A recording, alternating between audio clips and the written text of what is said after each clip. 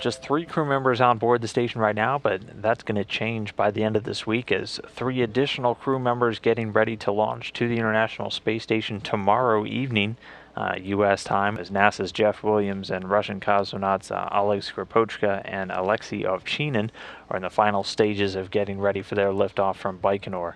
Just before Jeff Williams headed down to Kazakhstan from Star City, the training base in Russia, my colleague Pat Ryan was able to talk to Williams, asking him how he was doing and if he felt ready for his trip to the space station. Yeah, I feel very ready to be going back to the space station. The training process that we have is very good. It's very mature now. We've I think, made it more effective and efficient over the years. And it continues to be improved all the time, so I feel very prepared to go. I am very confident that my crewmates are prepared and ready to go, and we're looking forward to a great mission. Tell me about what you're looking forward to, whether it's operational highlights or some special experiments that you're going to work on this time. Well, this will be the first time that I'm not engaged with the assembly of the space station. As you know, it's long been complete. So now it's in full utilization mode. So I'm looking forward to experiencing the space station in that phase of its lifetime. Of course, we have a wide variety of experiments that we're anticipating to include experiments from across the spectrum of the different science disciplines. I'm looking forward in particular to some of the experiments that are studies of the human body. And to understand the effects of the environment on the human body so that we can develop countermeasures to support future exploration. I'm looking forward also to a couple of planned spacewalks that we have later in the summer. One to integrate a docking adapter to the space station in preparation for the future commercial crewed vehicles that are planned to fly in the next few years to rotate crews from American soil, so I'm looking forward to that. Of course, this will be a new crew combination that I'm flying with, and that's always good. I've counted it up recently, and I think I've been on orbit at the space station with 45 different people. Wow. Over the years, both my crewmates on station crews as well as the shuttle crew, as well as visiting shuttle crews that have come to the space station while I've been there. So this will add a few more folks to that list, and it's been a real highlight of my career and my life to be able to share this magnificent experience with those folks. You're about to become the first American to launch on a third long-duration mission to this station. Does getting ready for it get easier as you go along? It gets easier maybe in that there's no surprises in the process. You're just repeating the preparations, getting mostly refresher trained on all of the different elements. So far it hasn't been as challenging as, say, the previous ones in personal preparations. Knowing that my wife and family are ready to be separated from me, and of course me getting ready to be separated from them. I think my wife is well trained in this as well, and I appreciate the support that she's been over the years, and in particular as we approach the beginning of doing this all over again. Your experience on board this station goes back to a shuttle mission that flew before Expedition 1 did.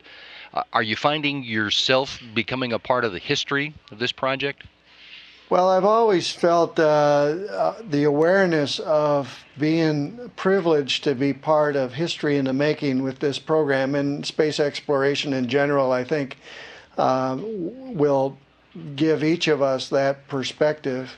But you're right, it has occurred to me in a more significant way in recent months in particular, that I've been privileged to be part of the building of the space station from beginning all the way until now through the full utilization mode. And it has been just an amazing undertaking, an amazing human achievement that none of us, of course, take for granted. The people that I've had an opportunity over the 20 years now to work with, in this endeavor, literally hundreds and perhaps thousands of people, directly and indirectly, certainly in the thousands and tens of thousands, in this international partnership. It's been a privilege to work with the folks and to continue to work with them. There's no place that I've seen in my lifetime that has a work environment like we have. We're all on a team. We're all focused on a mission. We're all here because we believe it's important for the people of Earth, and it's just been a great privilege to be a part of that. Tell me about how you plan to take advantage of the station's communications capabilities and social media to share what you're doing up there and what you see out the window. Well, the social media, of course, is a big part of most people's world nowadays, and I plan on using that with help from a few folks in Houston who are helping me do the actual posting and maybe integrating some of the elements.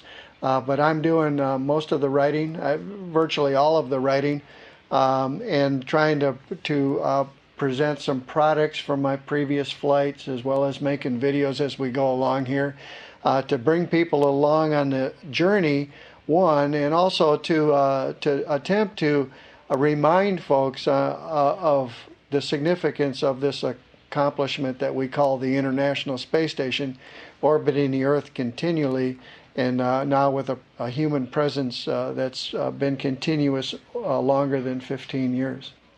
You're looking forward to riding that Soyuz again?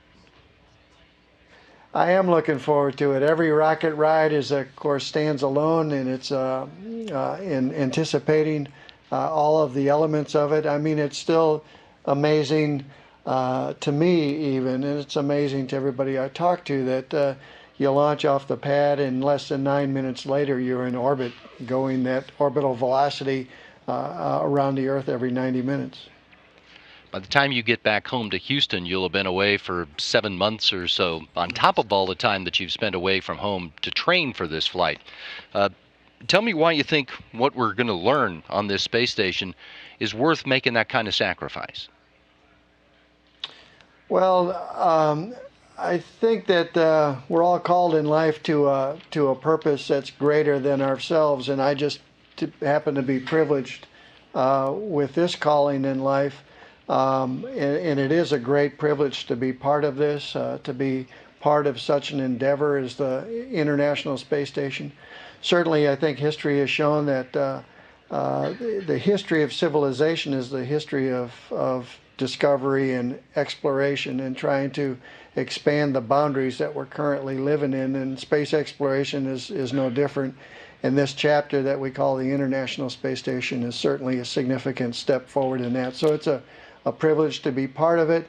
It's a platform where we will continue to develop the technologies and the capabilities that will enable future exploration. So it's a significant chapter in that book of space exploration.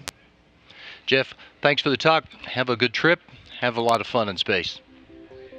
Thank you, Pat. Great to talk to you today.